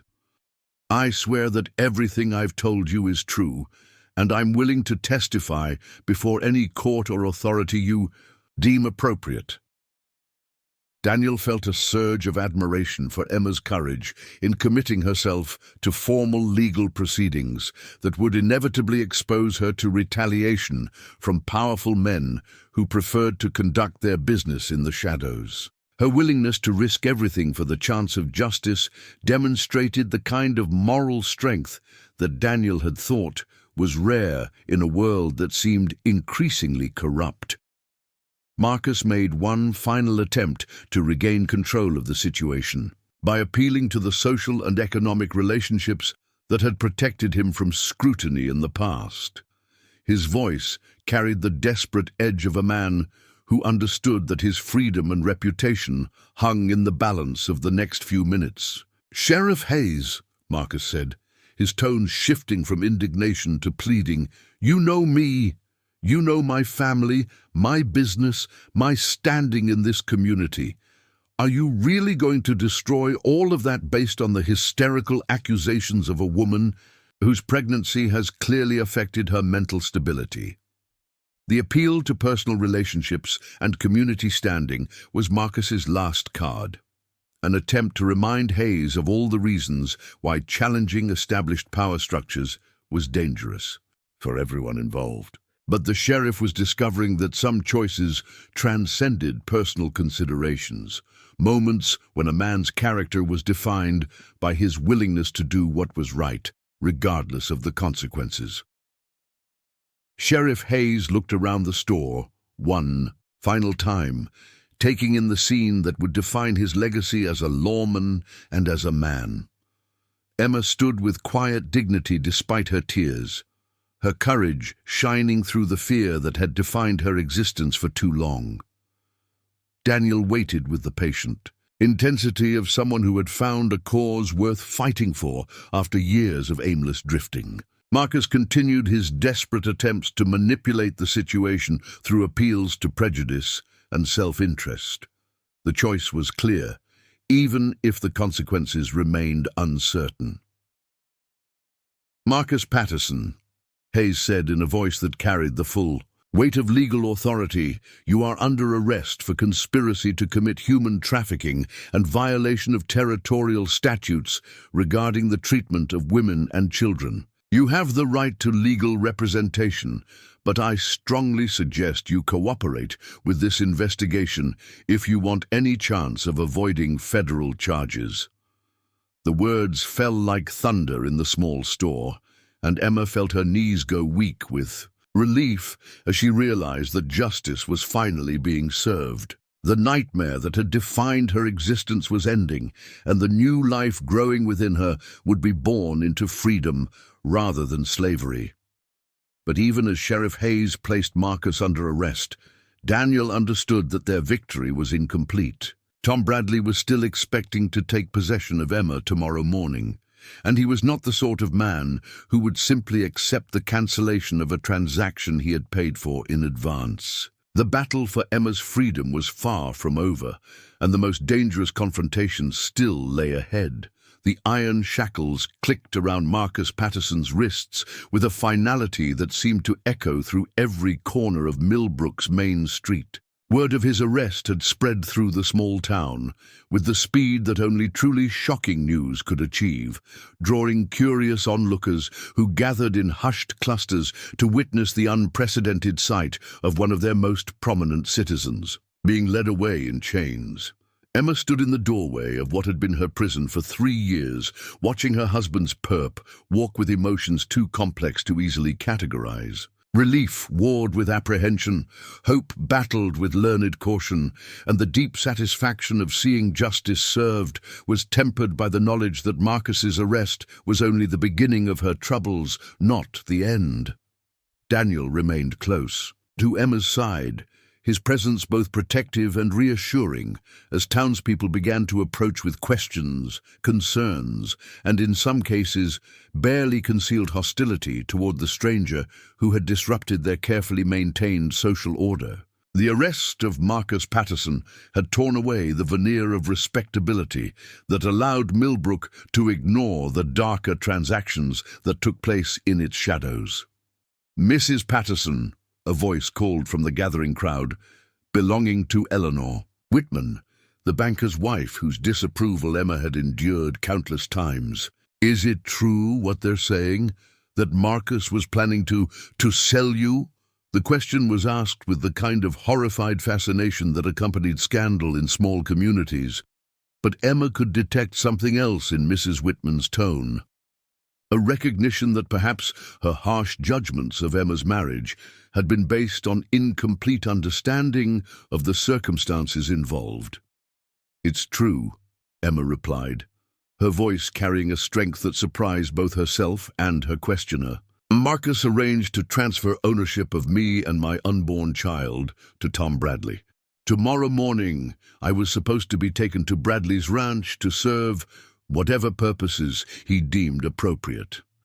The stark honesty of Emma's explanation sent ripples of shock through the assembled crowd. Many of these people had suspected that something was wrong in the Patterson household, but the full scope of Marcus's cruelty exceeded their worst assumptions. The casual way Emma described her planned sale as livestock made the abstract concept of human trafficking suddenly, viscerally real. Dr. Samuel Morrison, the town's physician and one of its most respected citizens, pushed through the crowd with the purposeful stride of a man accustomed to taking charge during crises. His weathered face bore the concern of someone who had delivered Emma's prenatal care and understood the medical implications of the stress she had endured. "Emma," Dr. Morrison said gently, "you need to come to my office immediately. This ordeal has been tremendous strain on both you and the baby. I want to examine you thoroughly and make sure neither of you has suffered harm that requires immediate treatment." The offer of medical care represented more than professional concern. It was Dr. Morrison's way of providing Emma with a safe refuge while the town processed the implications of Marcus's arrest and decided how to respond to the revelations about Bradley's involvement in human trafficking. The doctor's office would serve as neutral ground where Emma could recover her equilibrium before facing whatever challenges lay ahead. Daniel nodded his approval of the doctor's suggestion, recognizing the wisdom of removing Emma from public scrutiny, while emotions ran high and various factions within the community chose sides in the unfolding drama. But even as he prepared to escort Emma to medical care, Daniel's attention was drawn to a commotion at the far end of the street. A group of riders was approaching Millbrook at considerable speed, their dust cloud visible long before their individual features became clear. Daniel's experienced eye immediately identified the lead rider as Tom Bradley, whose posture in the saddle conveyed the barely controlled fury of a man who had received unwelcome news about a transaction he considered already complete. "Emma," Daniel said quietly, positioning himself between her and the approaching riders, "it appears that Mr. Bradley has learned about his business partner's arrest. I suggest you accept Dr. Morrison's offer immediately." Emma followed Daniel's. He gazed toward the dust cloud that marked Bradley's approach, and she felt her hard-won sense of safety evaporate like morning mist. Marcus's arrest had been a victory, but it had also triggered the confrontation with Bradley that everyone had known was inevitable. The rancher was not the sort of man who would simply write off his investment as a loss and ride away without demanding satisfaction. Dr. Morrison quickly assessed the situation and took charge with the authority that his position in the community provided. "Emma, come with me now. Daniel, I assume you're prepared to handle whatever Mr. Bradley has in mind." The question was asked with the matter-of-fact tone of someone who had served as an army surgeon and understood that some situations required violence to resolve properly. Dr. Morrison had no illusions about Tom Bradley's character or intentions, and he was prepared to support whatever measures Daniel deemed necessary to protect his patient. "I'll handle Bradley," Daniel replied, his hand moving to rest on his gun belt with casual confidence, "but I'd prefer to do it without Emma present to witness what might become necessary." Emma felt a surge of gratitude for the two men who were moving to shield her from the consequences of her husband's criminal activities, but she also understood that hiding from Bradley would only postpone the inevitable confrontation. Her testimony would be crucial if Bradley was to face legal consequences for his part in the trafficking scheme, and running away would make her appear to be an unreliable witness whose accusations couldn't withstand scrutiny. "No," Emma said, her voice carrying a determination that surprised everyone present. "I won't hide from Tom Bradley or anyone else. If there's going to be a reckoning, I want to face it directly. My child deserves to know that its mother had the courage to stand up for what was right." Daniel studied Emma's face for signs of false bravado or misplaced heroism, but he saw only the genuine resolve of a woman who had found her voice and refused to be silenced again. The transformation from the cowering victim he had first observed to the strong woman standing beside him was remarkable, and Daniel felt honored to witness such a profound change. "Then we face him together," Daniel said simply, "but you stay behind me, and if shooting starts, you get to cover immediately. Understood?" Emma nodded her agreement, understanding that Daniel's conditions were motivated by concern for her safety, rather than any desire to exclude her from the confrontation. The baby inside her moved restlessly, as if sensing the approaching danger, and Emma placed a protective hand over her swollen belly while mentally preparing herself for whatever Tom Bradley might have planned. The crowd of townspeople began to disperse as Bradley's group drew closer, most of them unwilling to be caught in the middle of what promised to be a violent confrontation between powerful men whose disputes could easily spill over onto innocent bystanders. But a few remained, drawn by morbid curiosity or genuine concern for Emma's welfare. Sheriff Hayes emerged from the jail where he had secured Marcus Patterson, his face bearing the grim expression of a man who understood that his decision to uphold justice had set in motion events that could no longer be controlled through careful political maneuvering. The arrest of one prominent citizen had been difficult enough. Confronting another would test the limits of his newfound moral courage. "Daniel," Hayes said, approaching with his rifle in hand, "I've sent word to the territorial marshal, but it'll be days before help arrives. If Bradley's planning to cause trouble, we're on our own." The acknowledgement that official reinforcements were unavailable forced everyone present to understand that the next few minutes would determine not only Emma's fate, but the future character of their entire community. They were facing a moment when ordinary citizens would be required to choose between justice and expedience, between protecting the vulnerable and accommodating the powerful. Tom Bradley's party consisted of 6 men, all heavily armed and bearing the weathered features of individuals accustomed to taking what they wanted through force when negotiation failed to achieve desired results. Bradley himself was a large man whose expensive clothes couldn't disguise the essential brutality of his character. His face bore the permanent scowl of someone who viewed the world as existing solely for his benefit. As the riders approached the general store, Bradley's eyes immediately fixed on Emma with the possessive attention of someone evaluating property he considered rightfully his. The fact that she was standing freely rather than prepared for transport to his ranch clearly surprised him, and his expression darkened as he began to understand that his carefully arranged transaction had encountered unexpected complications. "Mrs. Patterson," Bradley called out as he dismounted, his voice carrying the false courtesy that powerful men often employed when dealing with people they considered beneath their notice. "I trust you're prepared for our journey to the ranch? I've made considerable arrangements for your comfort and accommodation." The way Bradley addressed Emma, as if Marcus's arrest was merely a minor inconvenience that didn't affect their business arrangement, revealed his fundamental inability to understand that she might be anything more than a commodity to be transferred between owners. His casual assumption that she would comply with the original plan demonstrated the depth of his moral blindness. Emma stepped forward slightly, drawing strength from Daniel's proximity while refusing to hide behind his protection completely. The months of pregnancy had given her time to think about the kind of world she wanted her child to inherit, and she was determined to ensure that it would be a place where human dignity was respected rather than auctioned to the highest bidder. "Mr. Bradley," Emma said clearly, her voice carrying across the street for all to hear, "there will be no journey to your ranch. The arrangement you made with my husband was illegal, and he has been arrested for human trafficking.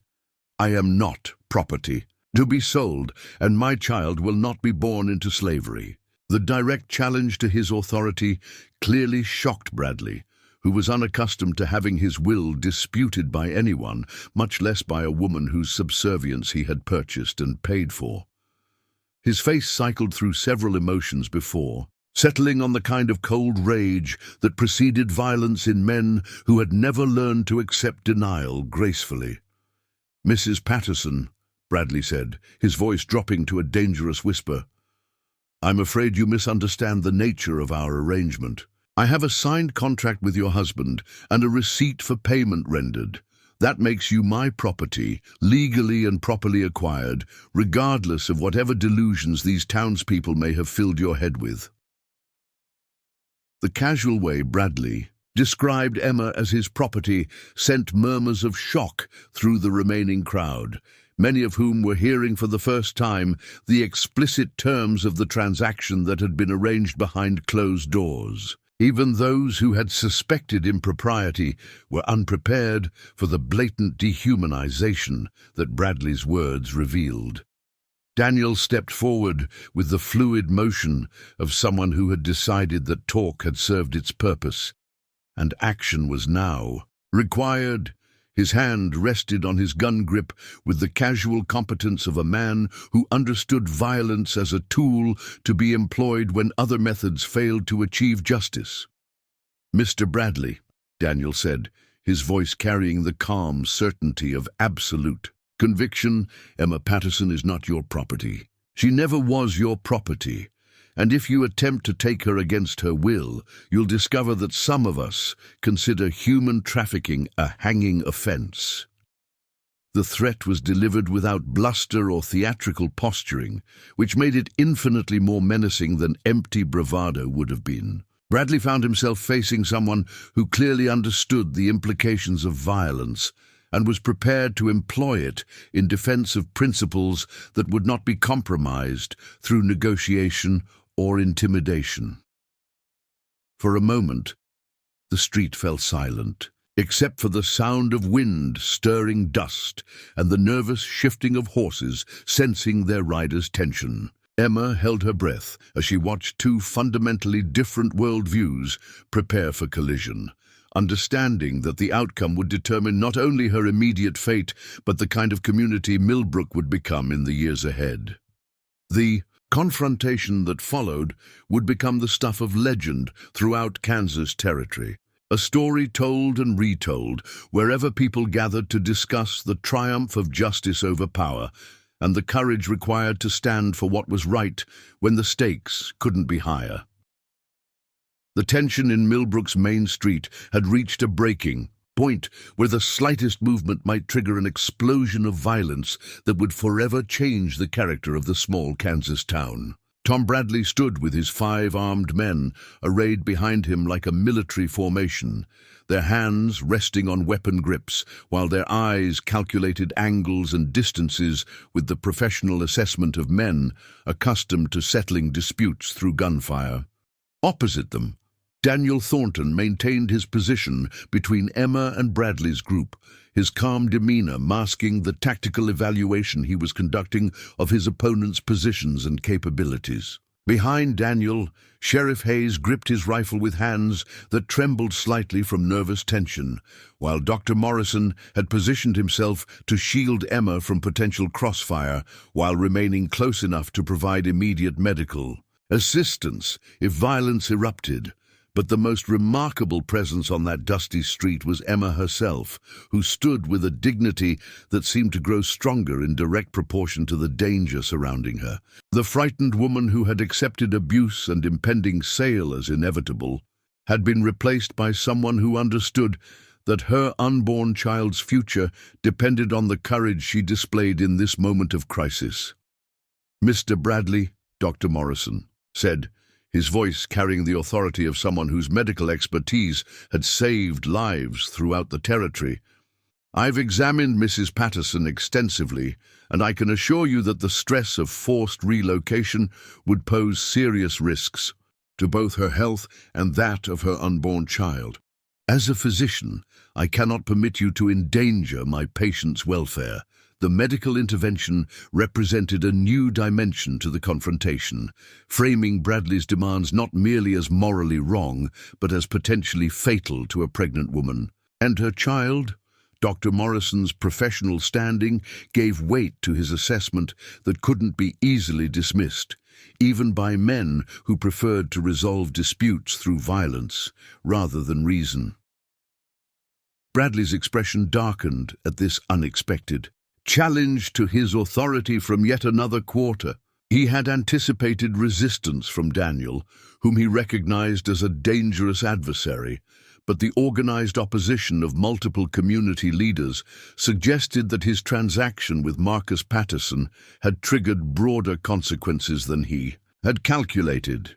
"Doctor," Bradley replied with barely controlled fury, "your medical opinions are irrelevant to matters of legal ownership and contractual obligation.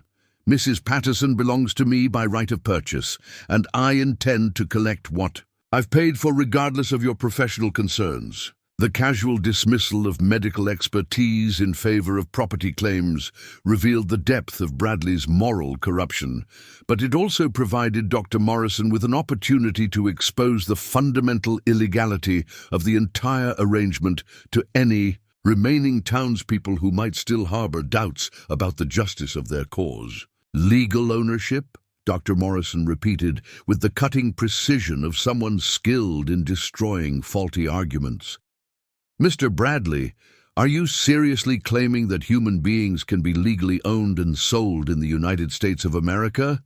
Because, if so, I believe you'll find that the 13th Amendment to our Constitution has something rather definitive to say about such arrangements." The invocation of constitutional law sent murmurs through the crowd of remaining onlookers, many of whom had been uncertain about the legal complexities surrounding Emma's situation, but could clearly understand that slavery had been abolished. Throughout the nation, Bradley's claims of ownership were not merely morally reprehensible, but fundamentally illegal under federal law. Bradley seemed momentarily taken aback by the constitutional challenge to his position, revealing that he had relied on local tolerance for irregular arrangements rather than any genuine legal foundation for his activities. His pause gave Emma an opportunity to speak for herself, addressing not only Bradley, but the entire community that would witness whatever transpired in the next few minutes. "Mr. Bradley," Emma said, her voice carrying clearly across the street, "despite her pregnancy-induced shortness of breath, I never consented to be sold to you or anyone else. My marriage to Marcus Patterson doesn't make me property that can be transferred at will. I'm a free citizen of Kansas Territory, and I demand the protection that the law guarantees to all Americans." The assertion of citizenship rights rather than appeals for mercy marked a crucial evolution in Emma's understanding of her own worth and legal standing. She was no longer begging for compassion, but demanding justice as her due, a transformation that inspired visible reactions of respect and admiration from the townspeople who witnessed her courage. One of Bradley's men, a scarred gunfighter whose reputation for violence preceded him throughout the territory, shifted restlessly in his saddle as the confrontation extended beyond the simple intimidation he had expected. "Boss," he muttered to Bradley, "this ain't what you said we were riding into. You told us we were collecting property, not fighting the whole damn town." The gunfighter's reluctance reflected a growing recognition among Bradley's hired men that they had been misled about the nature of their mission. What Bradley had presented as a routine enforcement of contractual rights was being revealed as participation in human trafficking, a federal crime that carried penalties far more severe than anything they had agreed to risk.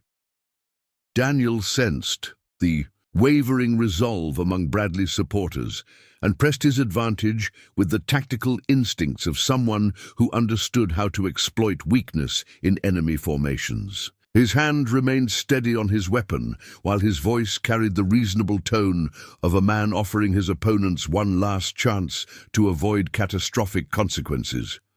"Mr. Bradley," Daniel said quietly, "you're facing a choice that will define the rest of your life, however long or short that might prove to be. You can ride away from Millbrook right now and never return, or you can attempt to kidnap a pregnant woman and discover what happens to men who traffic in human beings on my watch." The ultimatum was delivered without dramatics or threats of spectacular violence, which made it infinitely more menacing than theatrical posturing would have been. Daniel's calm certainty suggested someone who had faced similar confrontations before and emerged victorious through superior skill and unwavering moral conviction. Sheriff Hayes stepped forward to add official weight to Daniel's ultimatum, his voice strengthening as he found courage in the support of his fellow citizens. "Tom Bradley, as the duly appointed sheriff of this county, I'm ordering you to leave town immediately. Any attempt to take Mrs. Patterson against her will be met with the full force of the law." The sheriff's declaration represented a complete reversal of his previous tolerance for the irregular arrangements that had flourished in Millbrook's shadows. Hayes was discovering that standing for justice provided a strength and clarity of purpose that had been absent from his years of political accommodation and willful blindness to uncomfortable truths.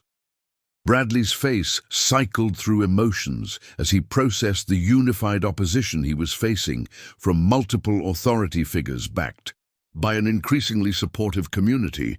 The simple transaction he had expected to complete had become a public trial of his character and methods, with his reputation and freedom hanging in the balance of decisions he made in the next few minutes. "You people don't understand what you're interfering with," Bradley snarled, his veneer of civility finally cracking to reveal the brutality beneath. "I have connections throughout the territory. Judges, politicians, federal marshals who understand the importance of maintaining order and respecting contractual obligations. Cross me, and you'll discover that frontier justice cuts both ways."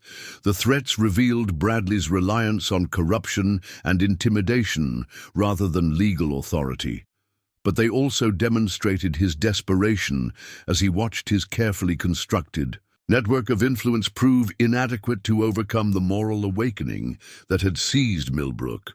His attempts to frighten opposition through appeals to powerful allies only served to highlight the isolation of his position. Emma felt the baby move restlessly within her as Bradley's voice rose to near shouting levels, and she realized that her child was responding to the stress and danger that surrounded them. The recognition that her unborn baby was already being affected by the violence and cruelty that defined Bradley's world strengthened her resolve to ensure that such evil would not triumph. "Mr. Bradley," Emma said, her hand resting protectively on her swollen belly, "my child will not be born into a world where men like you can buy and sell human beings with impunity. If that means standing here in this street and facing whatever threats you choose to make, then that's exactly what I'll do." The maternal declaration carried a power that transcended legal arguments or tactical considerations, touching something fundamental in the hearts of everyone present.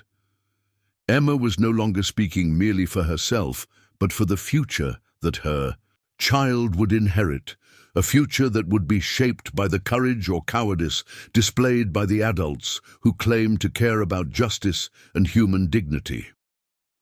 Dr. Morrison moved closer to Emma, his medical bag in hand, and his expression reflecting the determination of someone prepared to treat whatever injuries the confrontation might produce. Tom, he said, addressing Bradley with the familiarity of long acquaintance, I've known you for 15 years, and I never thought I'd see the day when you'd threaten a pregnant woman in broad daylight on a public street. What's happened to you? The personal appeal from someone who had known Bradley before his descent into systematic exploitation carried emotional weight that legal and moral arguments might not achieve. Dr. Morrison was offering Bradley one final opportunity to remember whatever decency he might once have possessed before crossing lines that would mark him forever as irredeemably evil. For a moment, something flickered in Bradley's eyes that might have been recognition of how far he had fallen from whatever principles had once guided his actions. But the hesitation passed quickly, replaced by the cold calculation of a man who had committed too many crimes to retreat without facing consequences that would destroy everything he had built through violence and intimidation. Enough, Bradley said, his hand moving toward his weapon with deadly intent. I came here to collect what belongs to me, and I'm not leaving empty-handed. Stand aside or face the consequences of interfering with my business. The movement toward his gun triggered an instantaneous response from Daniel, whose own weapon appeared in his hand with speed that bordered on supernatural. The confrontation that had been building through careful negotiation and moral arguments was about to be resolved through the brutal mathematics of superior marksmanship and quicker reflexes. But even as hands moved toward weapons and the street prepared to explode into gunfire, Emma stepped forward with the fearless determination of a mother protecting her unborn child. What happened next would become the most talked-about moment in Millbrook's history. The instant when ordinary people discovered that extraordinary courage could emerge from the most unexpected sources. The pregnant woman who had been sold like livestock was about to show an entire town what it meant to stand for something bigger than fear, bigger than violence, and bigger than the evil that men like Tom Bradley represented in a world that desperately needed heroes. Time seemed suspended in crystalline clarity as Emma Patterson stepped forward into the space between opposing forces. Her pregnant form, silhouetted against the afternoon sky like a monument to the power of maternal courage. The woman who months earlier had been too frightened to speak above a whisper was now placing herself bodily between armed men whose hands rested on weapons that could end her life and that of her unborn child in an instant. "Stop," Emma said, her voice carrying across the street with bell-like clarity that cut through the tension like a blade through silk. "There will be no more violence. There will be no more buying and selling of human beings. There will be no more children born into slavery. Not here, not today, not ever again." The simple declaration carried the force of absolute moral conviction, spoken by someone who had discovered that there were principles worth dying for and futures worth protecting. Regardless of personal cost, Emma's willingness to risk everything for the sake of justice transformed the confrontation from a dispute between armed men into something approaching a sacred moment. Tom Bradley's hand froze on his weapon as he found himself staring into the eyes of a woman who showed no fear of death, but infinite determination to protect the innocent life she carried. For the first time in years, Bradley encountered someone whose moral courage exceeded his capacity for intimidation, and the experience left him momentarily paralyzed by uncertainty. "Get out of the way, woman," Bradley said, but his voice lacked its earlier conviction. "This doesn't concern you anymore. The business is between me and the men who think they can steal what I've paid for." Emma's response was to take another step forward, closing the distance between herself and Bradley until she stood close enough to see the confusion and growing fear in his eyes. Her pregnancy made her movements awkward, but her resolve transformed physical vulnerability into spiritual strength that seemed to radiate outward like heat from a forge. "This concerns me more than anyone else," Emma replied, her hand resting protectively on her swollen belly. Because this is about the world my child will inherit, and I will not allow that world to be one where human beings are bought and sold like cattle. Behind Emma, Daniel Thornton watched the extraordinary display of courage with awe and growing alarm. His tactical training told him that Emma's position made her an easy target if shooting began, but his moral instincts recognized that she had claimed the moral high ground in a way that made violence nearly impossible for anyone with a functioning conscience. Dr. Morrison stepped forward to join Emma in the space between opposing forces, his medical bag still in hand, but his purpose clearly extending beyond the treatment of physical injuries. "Tom," he said quietly, "look at what you're doing. Look at who you've become. Is this really how you want to be remembered?" The doctor's words carried the weight of long friendship and professional authority, but more importantly, they offered Bradley one final opportunity to step back from the precipice of irredeemable evil. The entire confrontation balanced on the knife's edge of Bradley's next decision, with the moral character of an entire community hanging in the balance. "Sheriff," Hayes moved to stand beside Emma and Dr. Morrison, his rifle held at ready, but pointed toward the ground rather than at Bradley's men. "Tom," Hayes said, his voice carrying new strength drawn from the courage of the people around him, "it's over. Your contract with Marcus Patterson was illegal. Your claim on Mrs. Patterson has no legal foundation, and continuing this confrontation will only result in federal charges that will destroy what's left of your life." The law enforcement perspective added official weight to the moral arguments that had been building throughout the confrontation. But Hayes was discovering that his authority derived not from his badge, but from his willingness to stand with those who demanded justice regardless of personal cost. One by one, other townspeople began to emerge from doorways and alleyways where they had taken shelter when violence seemed imminent. Mrs. Eleanor Whitman stepped into the street despite her husband's urgent protests, her face reflecting a new understanding of Emma's character and circumstances. "Tom Bradley," she said in the clear voice of moral authority, "you will not take this woman from our community. We won't allow it." The banker's wife was joined by others, shopkeepers, farmers, even children who sensed that they were witnessing something momentous in their community's history. The individual courage displayed by Emma and her immediate supporters was proving contagious, creating a moment when ordinary people discovered their capacity for extraordinary moral action. Bradley found himself facing not merely armed opposition, but the unified moral condemnation of an entire community that had awakened to the evil that had been festering in their midst. His hired gunmen began to shift nervously as they realized that shooting might require them to kill pregnant women and respected doctors along with their intended targets.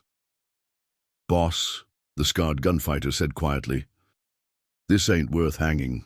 For half these people are unarmed civilians and that woman's carrying a baby. We start shooting here, and every lawman in 3 territories will be hunting us down." The professional assessment of their tactical situation reflected the gunfighters' recognition that some lines couldn't be crossed without transforming routine criminals into the kind of monsters that decent society would unite to destroy. Bradley's mission had evolved from simple enforcement of property claims into something that would mark all participants as irredeemably evil. Daniel sensed the wavering resolve among Bradley's men and took the opportunity to offer them a path toward redemption that didn't require violence or federal prosecution. "Gentlemen," he said, addressing the hired guns directly, "you have families of your own. Children who look up to you. Is this really how you want them to remember their fathers, as men who tried to kidnap a pregnant woman in broad daylight?" The appeal to paternal instincts struck home with several of Bradley's men, who began to lower their weapons as they contemplated the moral implications of their involvement in human trafficking. The unified front that had seemed so formidable minutes earlier was crumbling as individual conscience overcame loyalty to an employer whose Business practices violated everything they claimed to believe about honor and decency. Emma watched the transformation taking place around her with wonder and growing hope. The community that had ignored her suffering for 3 years was finally awakening to the moral crisis that had been unfolding in their midst, and their collective courage was proving stronger than the intimidation and violence that had previously silenced opposition to men like Bradley. "Mr. Bradley," Emma said, her voice carrying the quiet authority of someone who had found her true strength, "you have a choice to make right now. You can ride away from Millbrook and never return, leaving me and my child to live in freedom. Or you can continue down a path that will mark you forever as a man who made war against pregnant women and unborn children." The ultimatum was delivered without threats or dramatics, but its moral weight was crushing in its simplicity. Bradley was being offered one final opportunity to salvage whatever remained of his humanity by choosing retreat over the kind of violence that would stain his soul beyond redemption. For a long moment, Bradley stood frozen in indecision as the implications of his situation fully registered. His business empire, built on intimidation and exploitation, was crumbling before his eyes as the community he had helped corrupt finally found the courage to reject his influence. The money he had paid Marcus Patterson represented a significant loss, but continuing the confrontation would cost him everything he had spent years building. Daniel kept his weapon ready, but made no aggressive moves, understanding that Bradley's next decision would determine not only Emma's immediate fate, but the future character of Millbrook itself. The town was experiencing a moral awakening that could either be sustained through collective action or crushed through the application of superior firepower. Slowly, reluctantly, Bradley began to back toward his horse with movements that suggested a man retreating from a battlefield where victory had proven impossible. His face reflected the bitter recognition that the world was changing in ways that would make his business practices increasingly difficult to sustain. "This isn't over," Bradley said, but his words lacked conviction and sounded more like the empty bluster of a defeated man than a genuine threat. "There are others who share my interests, others who understand the importance of maintaining proper order in frontier communities." Emma's response was to place both hands on her belly in a gesture that emphasized the future she was protecting through her courage. "Mr. Bradley," she said with quiet finality, "your kind of order is ending. My child will grow up in a world where human dignity is respected, where women are valued as people rather than property, and where courage like this becomes commonplace rather than extraordinary." The prophetic quality of Emma's words seemed to resonate with everyone present, creating a sense that they were witnessing not just the resolution of a particular crisis, but the beginning of fundamental social change that would ripple outward. From this moment to transform countless other communities facing similar moral challenges.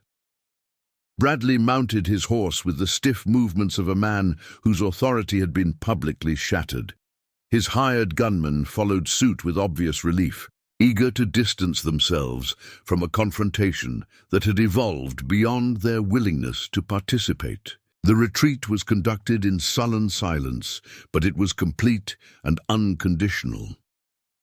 As Bradley's group disappeared into the distance, trailing dust and diminished prospects, Emma finally allowed herself to sink onto the wooden steps of what had been her prison, but would now become her sanctuary. The adrenaline that had sustained her through the confrontation was fading, leaving behind exhaustion and the overwhelming relief of someone who had gambled everything and won.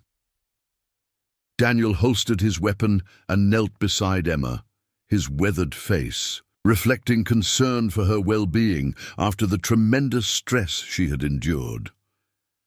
"How are you feeling?" he asked gently. "The baby?" Emma smiled through tears of relief. and placed Daniel's hand on her belly, where the child was moving with the restless energy of new life, eager to enter a world that had just become immeasurably safer. "The baby's fine," she said. "Strong and active. I think it knows that it's going to be born free." Dr. Morrison approached to conduct a quick medical evaluation, his professional satisfaction evident as he confirmed that both mother and child had weathered the crisis without apparent harm. "Emma," he said with genuine admiration, "what you did today was the bravest thing I've ever witnessed. You saved not only yourself and your child, but the soul of this entire community." Sheriff Hayes stood nearby, still processing the transformation. He had undergone from a man who accommodated evil to one who stood against it regardless of personal cost. "Mrs. Patterson," he said formally, "I want you to know that as long as I'm sheriff of this county, no one will ever again attempt to treat you or any other woman as property to be bought and sold." The pledge represented more than personal commitment. It was a promise that the moral awakening experienced by Millbrook would be sustained through institutional change that would protect future generations from the kind of exploitation that had nearly destroyed Emma's life. In the months that followed, the story of Emma Patterson's courage spread throughout Kansas Territory and beyond, inspiring other communities to confront their own tolerance for human trafficking and other forms of exploitation. The pregnant woman who had been sold like livestock became a symbol of the power of ordinary people to achieve extraordinary moral victories when they found the courage to stand for what was right. Daniel Thornton remained in Millbrook, his wandering days ended by the discovery that some causes were worth settling down to protect. He and Emma were married 6 months after her divorce from Marcus was finalized, creating a family built on mutual respect and shared commitment to justice rather than the financial desperation that had defined her first marriage. Their first child, a daughter they named Hope, was born into a world that had been fundamentally changed by her mother's courage. She would grow up hearing the story of how one woman's refusal to accept injustice had transformed an entire community and inspired countless others to stand up for human dignity in their own lives and circumstances. The legend of the lonely cowboy, who helped save a pregnant woman from being sold like livestock, became one of the most beloved stories told throughout the American West. A reminder that heroes often emerge from the most unlikely circumstances and that courage can be found in the hearts of ordinary people when extraordinary circumstances demand it. But those who knew the true story understood that the real hero was not the gunfighter who stood ready to use violence in defense of justice, but the pregnant woman who had found the courage to step between armed men and declare that some things were worth dying for, and that the future of unborn children was more important than the safety of those who carried them. Emma Patterson's transformation from victim to victor became a testament to the power of the human spirit to overcome even the most systematic forms of oppression. And her courage echoed through generations of women who drew strength from her example when facing their own moments of choice between submission and resistance. In a world where the strong too often preyed upon the weak with impunity, Emma's story reminded everyone who heard it that ordinary people possessed the power to create extraordinary change when they found the courage to stand for what was right, regardless of the cost to themselves. The pregnant woman who had been sold like livestock had become a force for justice whose influence would ripple outward for generations, proving that sometimes the smallest acts of courage can change the entire world. Up next, you've got 2 more standout stories right on your screen. If this one hit the mark, you won't want to pass these up. Just click and check them out. And don't forget to like, subscribe, and turn on the notification bell so you don't miss any upload from us.